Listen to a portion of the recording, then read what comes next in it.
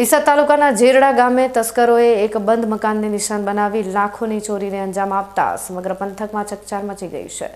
પરિવારની ગેરહાજરીનો લાભ ઉઠાવી તસ્કરો સોના ચાંદીના દાગીના સહિતની મત્તાની ચોરી કરી ફરાર થઈ જતા ગ્રામજનોમાં ભયનો માહોલ જોવા મળી રહ્યો છે।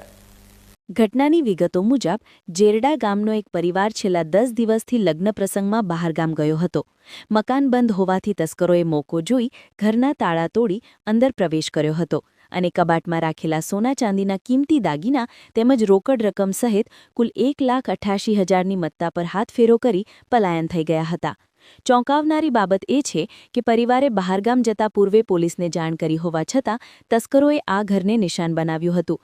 લગ્ન પ્રસંગ પતાવીને પરિવાર પરત ફરતા ઘરનો સામાન વેરવિખેર જોઈ ચોરીની જાણ થઈ હતી। ત્યારબાદ તાત્કાલિક પોલીસને જાણ કરવામાં આવી હતી। ઘટનાની ગંભીરતાને જોતા ડીસા રૂરલ પોલીસનો કાફલો તાત્કાલિક ઘટના સ્થળે દોડી આવ્યો હતો અને પંચનામું કરી તપાસનો ધમધમાટ શરૂ કર્યો હતો।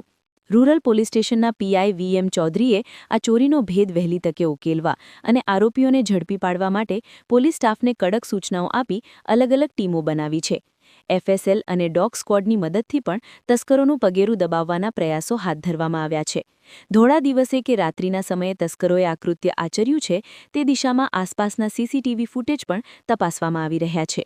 આમ ડીસા પંથકમાં વધી રહેલી ચોરીની ઘટનાઓએ પોલીસની રાત્રિ પેટ્રોલિંગ સામે સવાલો ઊભા કર્યા છે।